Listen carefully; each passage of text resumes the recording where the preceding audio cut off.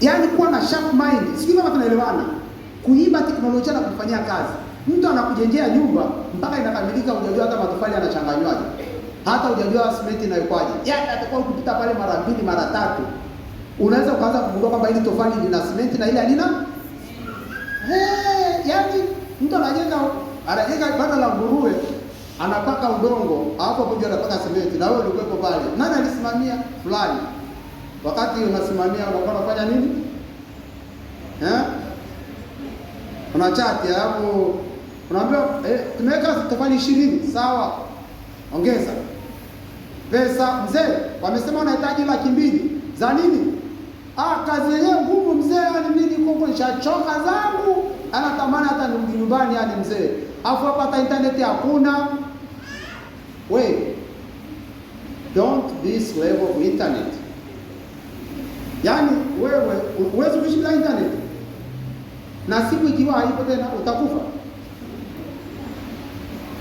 Don't be addicted by phone. Niwaambie kitu, wazungu.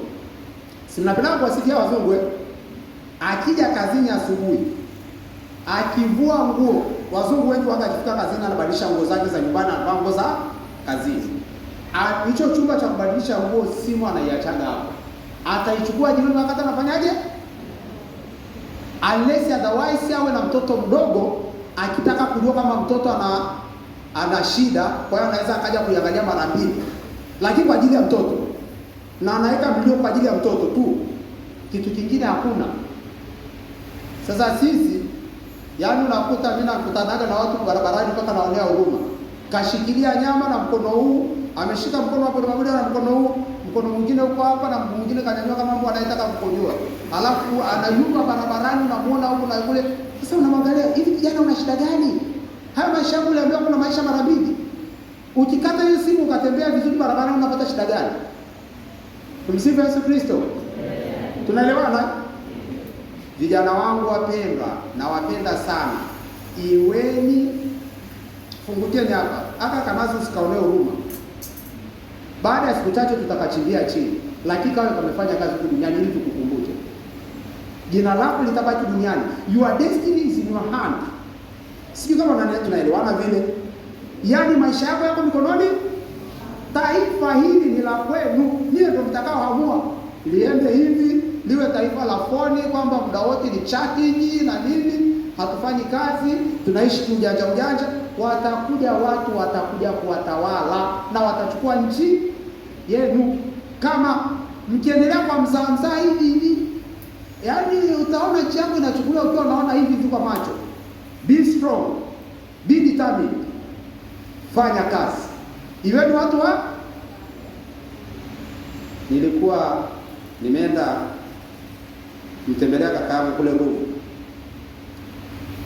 Pale Ruvu wanalima vitunguu. Na nilichokigundua ni kitu kimoja. Wale wa Kenya wanapokuja, wanakuja watu zaidi ya 10 na vijana waliomaliza chuo kikuu. Wakiingia shambani saa 12 asubuhi, wanatoka saa 10. Na wakiingia pale shambani, fuso 2 lazima zijae. Sasa nikamuuliza yule jamaa tajiri yao, sababu kama tunaye story. Kwa nini unaleta wafanyakazi wa kuchimba vitunguu kutoka Kenya wakati kuna wa Tanzania? Akajaambia hivi, najua watizedi ni watu wavivu, hawafanyi kazi. Unajua ukija hapa unawalipa hela, wanakaa siku 5 na gari halijai, hata moja halijai. Nikija na vijana hapa, si unaona gari 2 zimejaa. Akasema si unajua, wewe unaona kaka hapa ameleta watu wa Dar es Salaam wanafanya kazi hapo. Atamaliza wiki na hiyo ikaitaisha. Wapo wanazunguka tu, hawafanyi chochote. It's very bad connotation. Hawezi kuniambia kwa mimi Mtanzania. Nilijisikia vibaya, yani sisi tunazunguka, yani vitunguu vya kwetu. Sasa mimi nilichunguza vizuri sana hiyo biashara, iliniudhi sana. Nikauliza kwa hiyo akasema hawa vijana wote wamesoma. Ni vijana wamaliza chuo, hawana kazi, na wachukua na waleta hapa na walipa. Wanachukua gunia kwa shilingi 60,000. Si ndio hivyo? Atalipa rushwa zake barabarani. Fursa anayokuja nayo ni kutoka Kenya. Hatumii fursa za Tanzania. Kwa nini? Ukimpigia msimu Tanzania anakwambia iko hapo kwenye kona kuanzia asubuhi mpaka saa 12 jioni, alafu uioni, au baadaye anakwambia sijui iliharibika. Sasa ukienda hata barabarani uioni na uliambiwa iliharibika hapo kwenye kona. Alinyuzi, yani kumbe, yani vile vitunguu vinachimbwa na Wakenya siwasemi, sina shida na Wakenya, ila naongea jinsi uvivu wetu ulivyotuchangia shida. Sio ukasema yule father ana chuki na Wakenya. Na kuonyesha uzembe uliopo. Sio hivyo. Vitunguu vya kwetu vinachimbwa, tunapewa shilingi 60. Yeye akivipakia hapa, akifikisha pale Kenya, anapewa 3,500. Amefikisha pale Kenya, akifikisha tu pale Kenya, anapewa 3,500. Halafu wale wanaovinunua pale Kenya wanavifungua, wanaviweka kwenye vifungashio, wanaweka supermarket. Kwa gunia moja anapata 500,000. Mtanzania unamleshi ngapi? Study, open your mind, man. I don't know, man, what are you thinking? Hakuna kazi, sijifika hivi, unajua sisi kazi yenyewe hizo wazee wangu, wajua hizo kazi ngumu sana wazee wangu yani. Kuna kuchimba wataweza wazee wangu wewe. Vijana, uvivu ni kitu kibaya. Yule mtu anayetudanganya tujifunze Kiingereza angetuambia tuache uvivu, tungekuwa mbali sana. Lugha is just a means of communication. Yaani lugha sio kwa ajili ya kuleta maendeleo. Lugha ni communication. Je, mlipojua Kiingereza kinawasaidia nini? Tumsifu Yesu Kristo.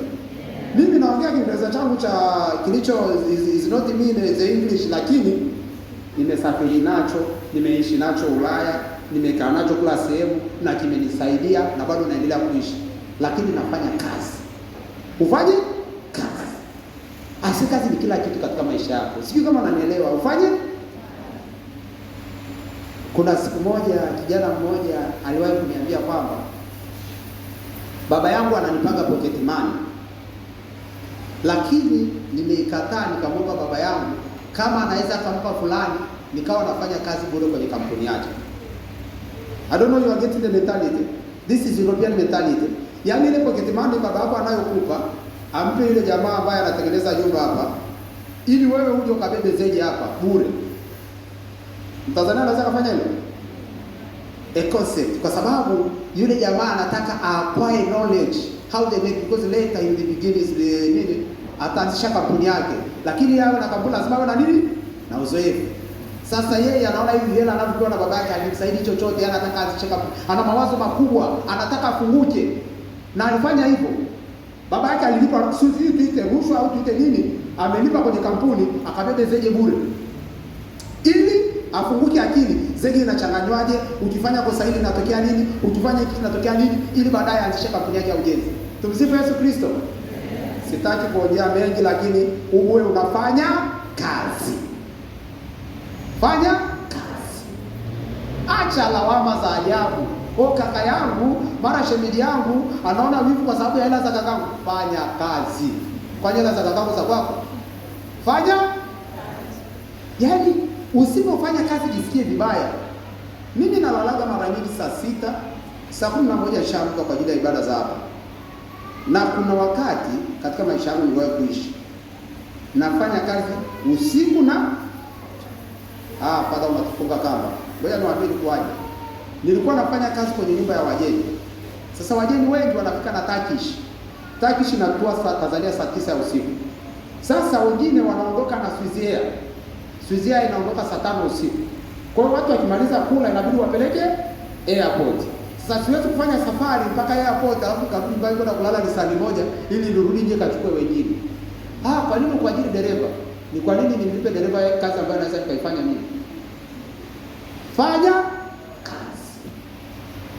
Yaani sisi niseme, yaani mimi nikijisikia yani kitu ambacho kinanua mimi wa Tanzania ni wavivu na wanapenda ujanja. Mmeingia kwenye mtego wa kuwa machawa, wa kuwaua vijana wenzenu, wa kuwatenda ukatili, mnateka vijana wenzenu, na mpaka mmejeuka kuwa mashetani kwa sababu ya kutotaka kufanya kazi. Kwani ukifanya kazi kwa nini upende hela za uchawa? Chukia hela za uchawa kwa sababu unafanya kazi. Ukishaacha kufanya kazi ndio unaingia kwenye mtindo wote. Unaambiwa bwana twende tukamue yule pale utapata hela ya kula. Sasa kama siwezi kufanya kazi lazima nikamue ili nipate hela ya kula. Sijui tufanye hivi. Yaani uchafu wote unaingia kwa sababu sisi ni wavivu. tufanye.